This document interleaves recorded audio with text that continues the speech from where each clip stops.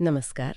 आज हम भगवद गीता के पहले अध्याय के 5वें श्लोक पर थोड़ी गहराई से बात करेंगे। हाँ, बिल्कुल। हमारे पास इस श्लोक की एक विस्तृत व्याख्या और हम समझने की कोशिश करेंगे कि दुर्योधन यहाँ किन खास योद्धाओं का जिक्र कर रहा है और क्यों कर रहा है, ये भी समझना जरूरी है। सही कहा।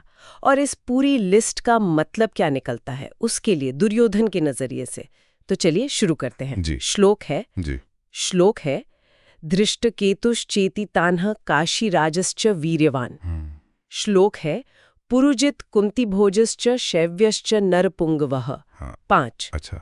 मतलब और है धृष्टकेतु, चेकितान, बलवान काशीराज, पुरुजित, कुंतीभोज और मनुष्यों में श्रेष्ठ शैव्य। तो पिछले श्लोक के बाद दुर्योधन अब और नाम गिना रहा है पांडव सेना के, लेकिन ये सिर्फ नाम लेना ही लग रहा है या कुछ और बात है? नहीं, ये सिर्फ गिनती नहीं है।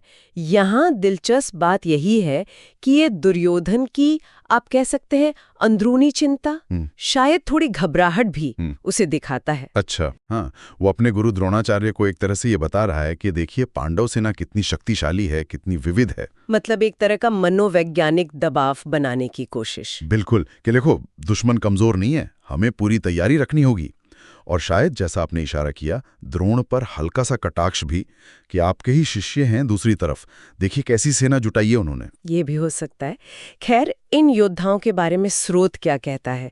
पहले 2 नाम हैं, धृष्टकेतु और चेकितान। हाँ, तो धृष्टकेतु जो हैं वो चेदी राजा शिशुपाल के बेटे थे। अब शिशुपाल का वध तो कृष्ण ने किया था, लेकिन धृष्टकेतु फिर भी पांडवों के साथ थे, उनके सहयोगी। ओह, ये दिलचस्प है। हाँ, और चेकितान वो वृष्णि वंश के थे, मतलब कृष्ण के अपने कुल के ही वीर, और वो भी पांडवों के पक्ष में थे। दोनों ही काफी वीर माने जाते थे। फिर नाम आता है काशीराज का। काशी यानी आज की वाराणसी, वहां के राजा।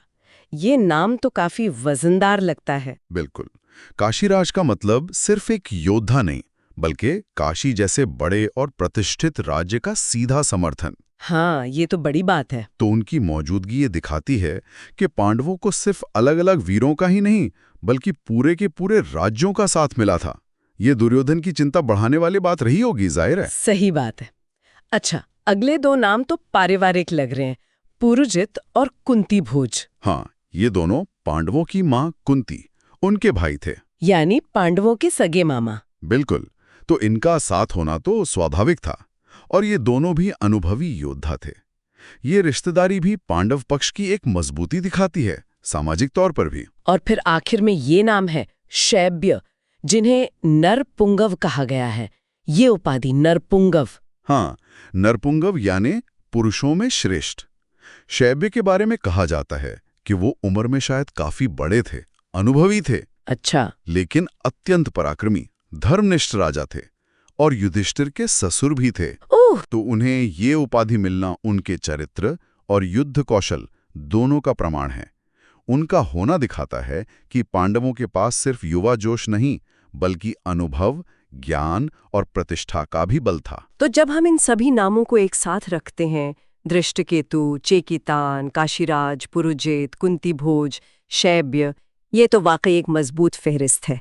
ये सिर्फ गिनती नहीं रह जाती। बिल्कुल नहीं। अगर हम इसे बड़ी तस्वीर में देखें तो दुर्योधन अनजाने में ही सही, पर पांडव गठबंधन की असली ताकत बता रहा है। असली ताकत किस मायने में? उसकी विविधता और गहराई के मायने में। देखिए, अलग अलग राज्य हैं, चेदी, काशी, अलग अलग रिश्तेदारियां हैं, वृष्णिकुल, कुंती के भाई, युधिष्ठिर के ससुर, और अलग अलग पीढ़ियों के लोग भी हैं, जैसे अनुभवी शैव्य। हाँ, ये बात तो है। ये दिखाता है कि पांडवों का समर्थन कितना फैला हुआ था। बात सिर्फ भीम और अर्जुन तक सीमित नहीं थी। तो इसका मतलब ये हुआ कि दुर्योधन का इरादा चाहे जो भी हो, चाहे वो अपनी सेना को चेटा रहा हो या द्रोण पर दबाव बना रहा हो, हाँ, उसकी बातें असल में पांडवों की नैतिक और सामाजिक स्वीकार्यता को ही बल दे रही हैं। ये सिर्फ एक फौजी जमावड़ा नहीं, बल्कि जैसे मूल्यों पर आधारित कोई एकता हो। हाँ, ये एक बहुत महत्वपूर्ण पहलू है। स्रोत भी इसी तरफ इशारा करता है कि जब आप धर्म के रास्ते पर होते हैं, तो अक्सर आपको सही साथी और समर्थन अपने आप मिलते जाते हैं। तो दुर्योधन की ये लिस्ट एक तरह से पांडवों की इसी नैतिक पूंजी का सबूत बन जाती है। बिल्कुल, अनजाने में ही सही।